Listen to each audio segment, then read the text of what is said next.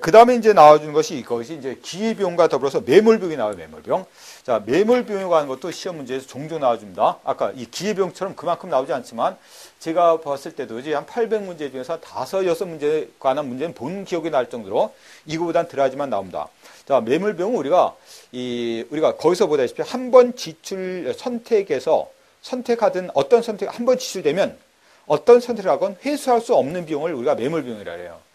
그러니까 우리가 고정비용 중에 아까 말한 내가 어떤 임대료를 내는 과정에서 월세를 내는 과정이라면 월세는 그죠? 이게 명시적 비용이죠? 명시적 비용이고 회계학적 비용입니다.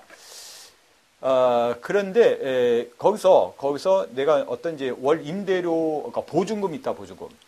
보증금을 낸다면 그것은 일종의 고정비용으로서 보증금이니까 내가 그것을 상가를 철수하면 받을 수 있죠. 하지만 매몰비용이라는 것은 그때 한 번 지출되면 어떤 선택이든 회수할 수 없는 비용입니다.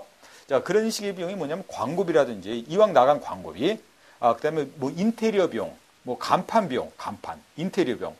자, 이것은 어떤 그 똑같은 직종을 하는 그런 사람의 작자가 나와서 어떤 권리금을 팔고 넘기지 않는 한 그것은 받을 수 없죠. 그런 비용이 바로 매몰비용입니다. 중요한 것은 우리가 어떤 경제학적인 판단을 할 때 이 매몰비용은 무시하고 판단해야 된다는 겁니다. 매몰비용까지 비용으로 계산한 다음에 우리가 고려된다면 그것은 바람직하지 않은 선택이 된다는 거야. 우리가 나중에 이제 이윤 극대화 조건이 바로 뭐죠? MR=MC입니다. 한계 수익과 한계 비용이 같아야 돼요. 그랬을 때 우리가 거기서 말한 이제 한계 비용에 매몰비용은 고려하지 않아야 된다는 겁니다.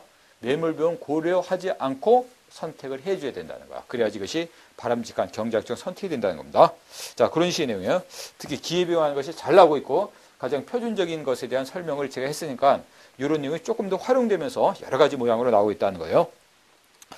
그 다음에 시장 경제를 보면 시장에서 시장과 교환의 이득이죠.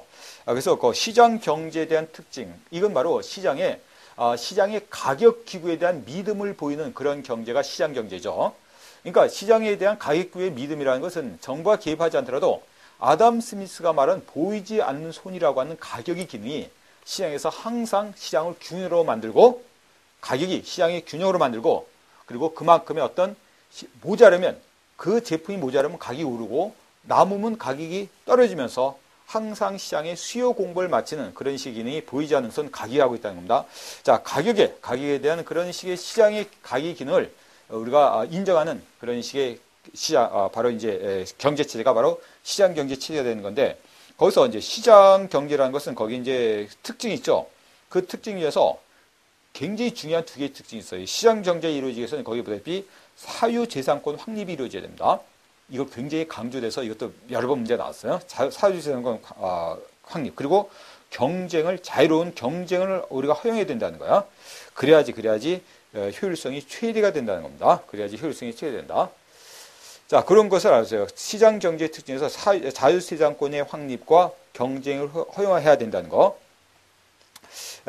그리고 특히 이제 우리가 아담 스미스가 말한 보이지 않는 손, 그런 내용과 더불어서 아담 스미스의 국부론에서 나온 내용 중에서 자주 나오고 있는 게 뭐냐면, 자, 그렇게 된다면 우리가 바로 시장의 가격 기능이 항상 전체 시장을 항상 균형으로 만든다는 거죠.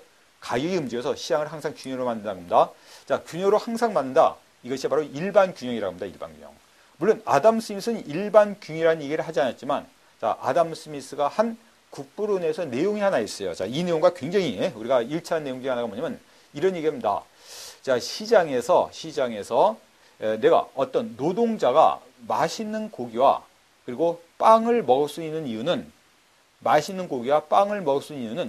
농부와 목축업자들의 그들의 자비심 덕분이 아니라 그들의 이심 덕분이라는 거예요. 그러니까 그들은 왜 우리가 바로 이제 이 도시는 근로자한테 맛있는 빵과 질 좋은 고기를 선택할까요? 그걸 생산해서 판매할까요? 그래야지만 자기들이 많이 팔고 그래야지만 이윤이 극대화되기 때문이죠. 자, 그런 과정에서 이루어지는 과정이 이제 일반균인데 결국 일반균이 되면 생산자는 이윤 극대화를 추구하고 그리고 소비자는 효용 극대화를 추구하는 것이 동시에 이루어진 그런 상황이 바로 일반균형 상태입니다. 그래서 바로 아담스가 말한 보이지 않는 손해의 가격이 일반균으로 만들고 그리고 그런 내용은 각각의 소비자와 그리고 생산자들의 그들의 자비심이 아니라 이심 덕분으로 이루어진 그런 결과가 일반균이라고 하는 것, 그런 내용까지 여서 같이 우리가 설명할 수 있는 겁니다.